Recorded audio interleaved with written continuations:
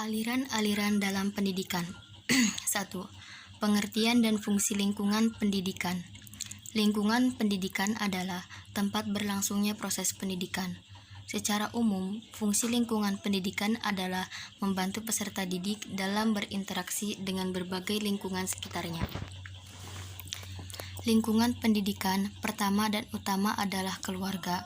Makin bertambah usia seseorang, perantara lingkungan pendidikan lainnya atau yang sekolah dan masyarakat semakin penting meskipun pengaruh lingkungan keluarga masih tetap berlanjut.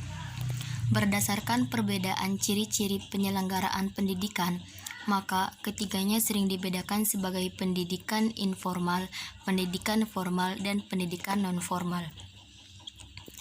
Aspek tujuan pokok dari kegiatan membimbing, mengajar, dan melatih yakni membimbing terutama berkaitan dengan pemantapan jati diri dan pribadi dari segi-segi perilaku umum atau aspek pembudayaan. Mengajar terutama berkaitan dengan penguasaan ilmu pengetahuan. Yang terakhir melatih terutama berkaitan dengan keterampilan dan kemahiran atau aspek teknologi. Tripusat pendidikan meliputi keluarga, sekolah, masyarakat. 1. Keluarga. Lingkungan keluarga sungguh-sungguh merupakan pusat pendidikan yang penting dan menentukan. Karena itu, tugas pendidikan adalah mencari cara membantu para ibu dalam tiap keluarga agar dapat mendidik anaknya dengan optimal. Keluarga juga membina dan mengembangkan perasaan sosial anak seperti hidup hemat, menghargai kebenaran, tenggang rasa, menolong orang lain, hidup damai, dan sebagainya. 2. Sekolah. Sekolah seharusnya menjadi pusat pendidikan untuk menyiapkan manusia Indonesia sebagai individu, warga masyarakat, warga negara, dan warga dunia di masa depan. Sekolah yang demikianlah yang diharapkan mampu melaksanakan fungsi pendidikan secara optimal, yakni mengembangkan kemampuan, serta meningkatkan mutu kehidupan dan martabat manusia Indonesia dalam rangka mewujudkan tujuan nasional. Yang terakhir yaitu masyarakat. Kaitan antara masyarakat dan pendidikan dapat ditinjau dari 3 segi, yakni masyarakat sebagai penyelenggara pendidikan, baik yang diselenggara jalur sekolah dan jalur sekolah, maupun yang tidak dilembagakan atau jalur luar sekolah. Lembaga-lembaga kemasyarakatan atau kelompok sosial di masyarakat, baik secara langsung maupun tidak langsung, ikut mempunyai peran dan fungsi edukatif. Dalam masyarakat tersedia berbagai sumber belajar, baik yang dirancang atau by design maupun yang dimanfaatkan. Pengaruh timbal balik antara tripusat pendidikan terhadap perkembangan peserta didik. Di lingkungan keluarga telah diupayakan berbagai hal, perbaikan gizi, permainan edukatif, dan sebagainya, yang dapat menjadi landasan pengembangan selanjutnya di sekolah dan masyarakat. Di lingkungan sekolah diupayakan berbagai hal yang lebih mendekatkan sekolah dengan orang tua siswa. Organisasi orang tua siswa, kunjungan rumah oleh personel sekolah, dan sebagainya. Selanjutnya, sekolah juga mengupayakan agar programnya berkaitan erat dengan masyarakat di sekitarnya. Siswa ke masyarakat narasumber, dari masyarakat ke sekolah. Lingkungan masyarakat mengusahakan berbagai kegiatan atau program yang menunjang atau melengkapi program keluarga dan sekolah.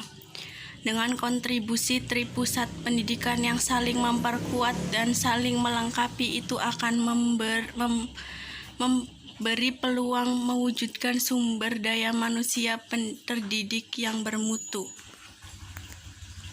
A. Aliran klasik dan gerakan baru dalam pendidikan. 1. Aliran-aliran klasik. Aliran klasik merupakan pandangan atau pendapat yang membahas tentang faktor yang menentukan perkembangan manusia dan kepribadiannya. Aliran empiris. Aliran ini berpandangan bahwa manusia dilahirkan dalam keadaan bersih tanpa mempunyai pembawaan sama sekali dari lahirnya. Tetapi perkembangan anak ditentukan oleh lingkungan yang akan menentukan arah hidupnya.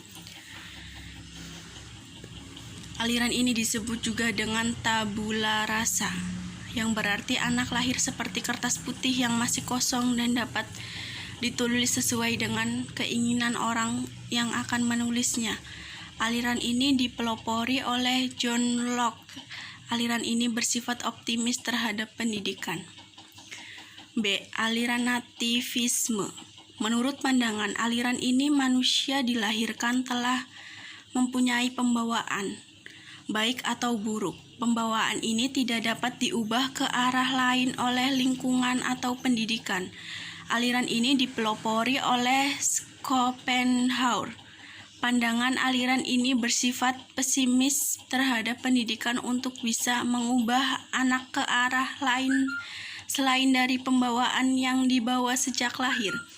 Jika pembawaan baik, maka anak akan berkembang ke arah yang baik. Tetapi jika pembawaan itu jelek, anak akan berkembang ke arah yang jelek tanpa dapat diubah. C. Aliran naturalisme. Pandangan ini berpendapat bahwa semua anak yang baru lahir mempunyai pembawaan baik. Namun pembawaan itu menjadi rusak karena pengaruh lingkungan, bahkan pendidikan yang diberikan orang dewasa kepada anak dapat merusak pembawaan baik. Itu aliran ini dipelopori oleh John Locke. Aliran ini disebut juga dengan negativisme, yang beranggapan bahwa pendidikan itu tidak perlu, tetapi anak diserahkan saja kepada alam agar pembawaan yang baik tidak menjadi rusak. D. Aliran konvergensi.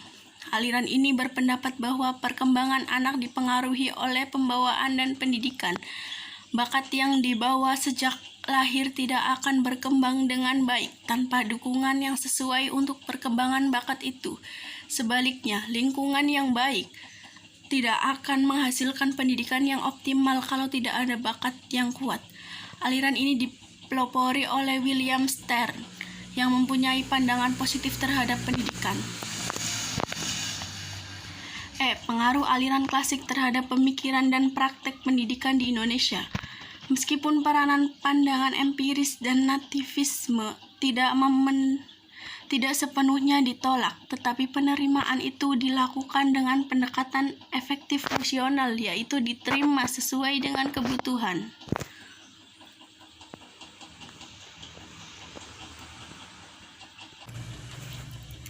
Dua, gerakan baru pendidikan dan pengaruhnya terhadap pelaksanaan di Indonesia. Gerakan baru dalam pendidikan merupakan upaya yang dilakukan untuk mencari perbaikan dan peningkatan mutu pendidikan, khususnya perbaikan dalam proses pembelajaran. Ada beberapa model atau bentuk perbaikan yang diajukan oleh gerakan baru pendidikan ini. Pengajaran alam sekitar. Pengajaran alam sekitar lebih menekankan kepada kegiatan pengajaran yang dilakukan di sekolah harus terkait dengan kehidupan nyata yang dialami oleh anak, sehingga lebih konkret dan terkait secara emosional dengan kebutuhan dan kehidupan anak. Pelopornya F. A. Finger dan J. Lichtall. Prinsip pengajaran alam sekitar: peragaan aktivitas anak, pengajaran totalitas, menyatu dengan pengalaman anak, memberikan apresiasi emosional anak. Pengajaran pusat perhatian dirintis oleh Ovidemien Dachroy dari Belgia dengan semboyan sekolah untuk hidup dan oleh hidup. Anak harus mempunyai pengetahuan terhadap dirinya sendiri dan tentang dunianya, yaitu lingkungan tempat hidup di hari kedepannya. Metode yang dikemukakan oleh Dachroy, metode global Gestalt, yaitu pendidikan hendaknya dimulai dari suatu keseluruhan yang punya pengertian. Pusat minat, yaitu dalam pembelajaran harus disesuaikan dengan minat spontan yang dimiliki anak. Sekolah kerja. Sekolah kerja dipelopori oleh Hirschensteiner dengan nama Arbeitsschule di Jerman. Sekolah kerja bertolak dari pandangan bahwa pendidikan tidak hanya demi kepentingan individu, tetapi juga demi kepentingan masyarakat. Bentuk sekolah kerja, sekolah-sekolah perindustrian, sekolah-sekolah perdagangan, sekolah-sekolah rumah tangga. Pengajaran proyek.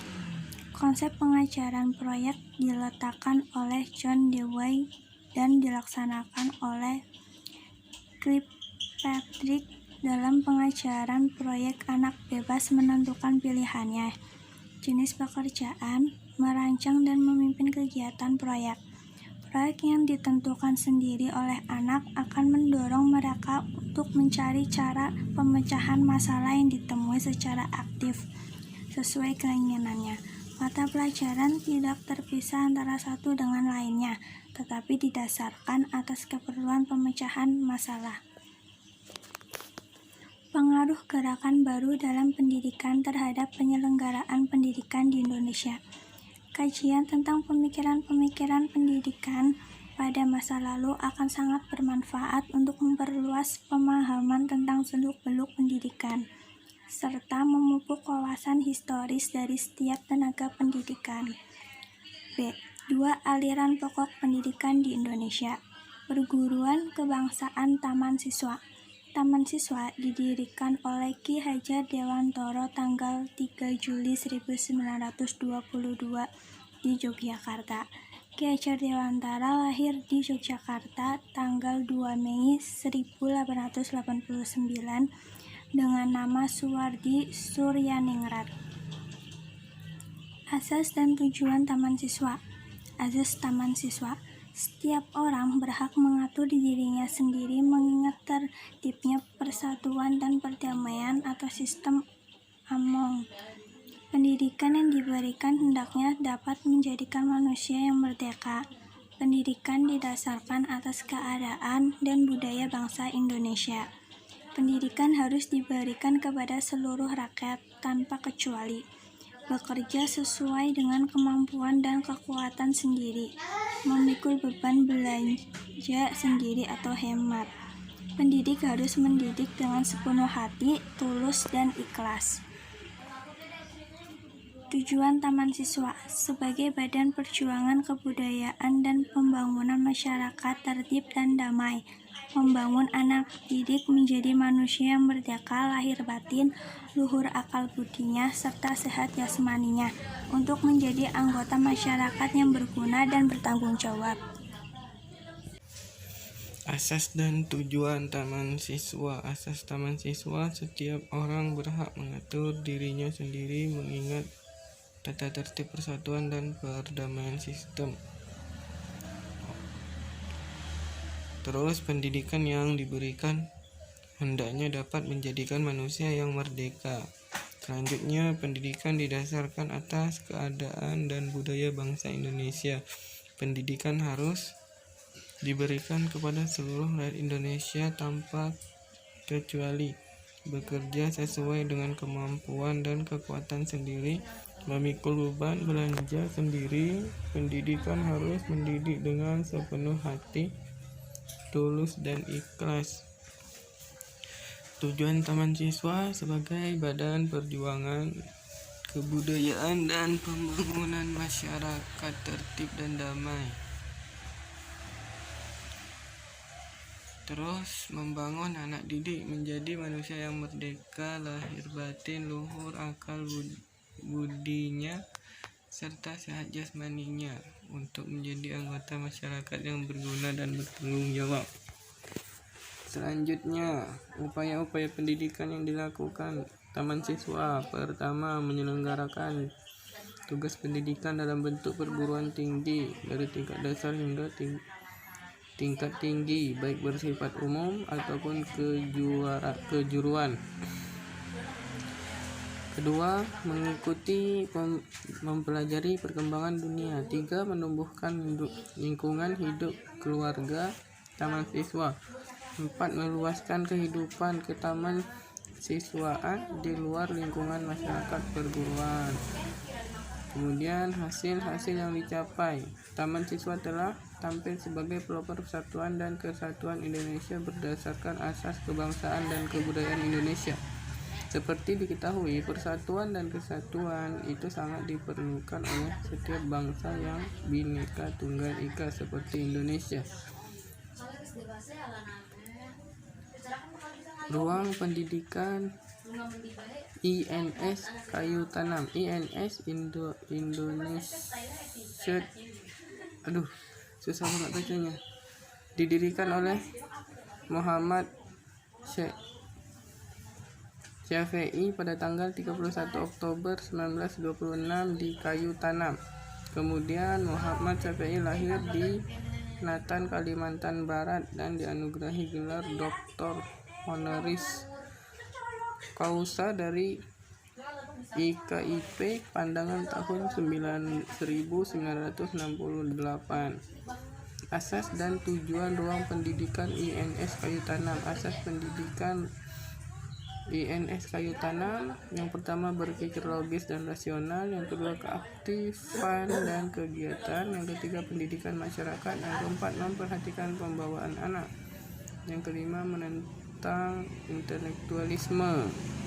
Tujuan ruang pendidikan INS Kayu Tanam: mendidik rakyat ke arah kemerdekaan; yang kedua, beriman kepada Tuhan Yang Maha Esa; yang ketiga, manusia yang harmonis, perkembangan jasmani dan rohani; yang keempat, memberikan pendidikan yang sesuai dengan kebutuhan masyarakat; yang kelima, menanam kepercayaan pada diri sendiri; yang ketujuh, yang keenam, harus dapat membiayai diri sendiri.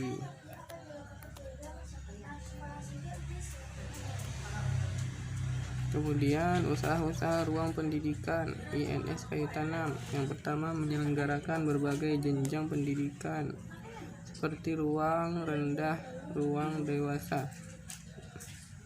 Mengutamakan pendidikan keterampilan kerajinan, pembekalan kemampuan mengajar dan praktek mengajar. Hasil-hasil yang dicapai: ruang pendidikan INS Kayu Tanam mengalami pasang surut, perkembangan berlangsung sangat lambat tetapi tidak mati. Ruang pendidikan INS Kayu Tanam mengupayakan gagasan-gagasan tentang pendidikan nasional, beberapa ruang pendidikan, dan sejumlah alumni.